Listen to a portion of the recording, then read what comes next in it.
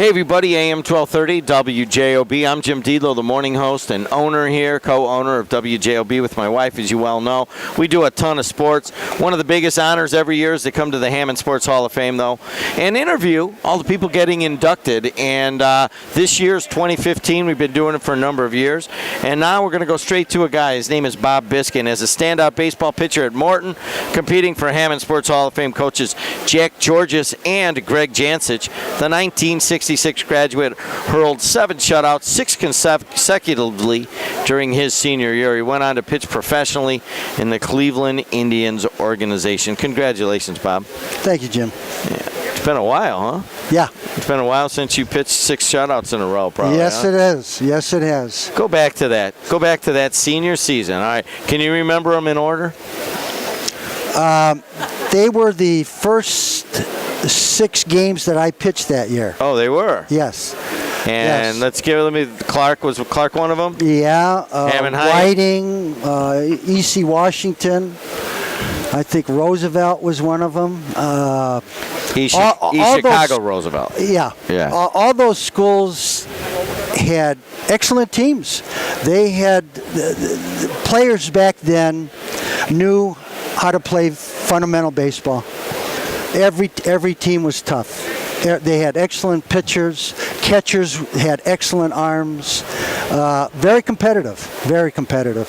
And then who worked with you as a pitcher? Georges or Jancich? Or who was it? Coach Jancich. Coach Jancich. Yeah. Now, was he the head baseball coach then? Or? No, he was not. Georges was, right? Right. Yeah. Right. We got Coach Jancich came in right after he was done with the Cincinnati Reds. He pitched in the Reds farm system. And I believe he went to St. Joe's. He got his degree at St. Joe's in Rensselaer. And, he was at Morton for 50 years, teaching and coaching. Yeah, I interviewed him in this exact situation a few years ago when he was inducted. And a lot of people came and said a lot of the same things you did. They just smile when they think of Coach Jancich. Yeah. Name one thing he taught you as a pitcher that you can remember today. Every pitch that you throw, you got to remember back then there was no signals from the dugout. It was just you and the catcher. Yeah. He said every pitch that you throw, you should have an idea of what you want to throw and where you want to throw it. Instead of just whipping it, right? Which is what you want to do and not think about it. Sure. Yeah, they're not going to hit my stuff anyway. I mean, that's a natural instinct. I mean, if you're behind, you want to throw harder.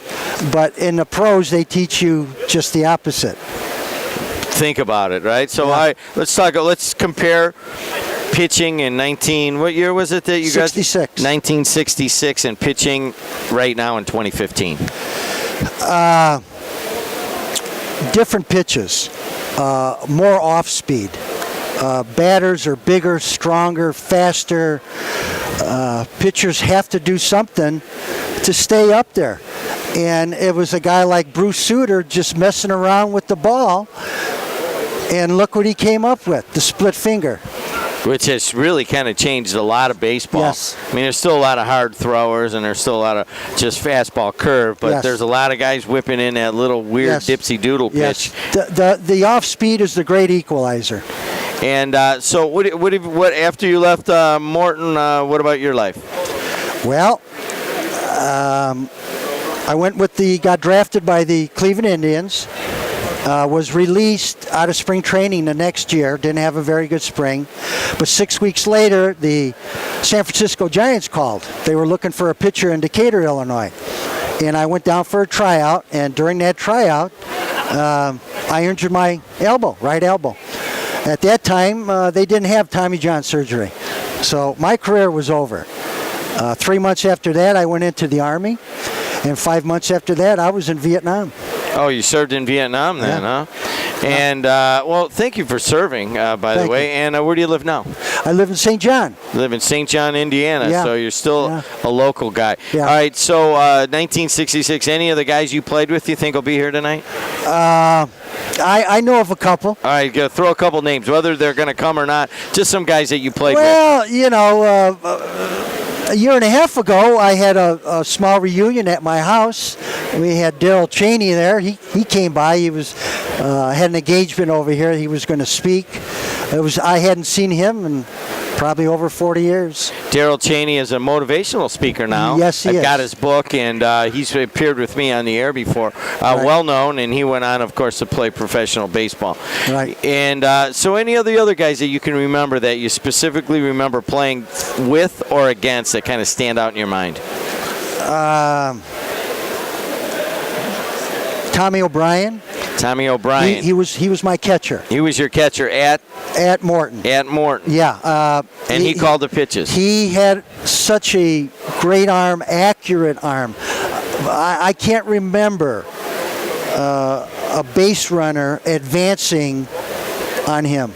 Isn't that a nice feeling when you're a pitcher? Oh, boy. Because anymore, they get up there and, you're in the stretch and everything, and you're whipping it, and you're like, this guy behind me is so fast. I'd buy him dinner at Dog and Suds.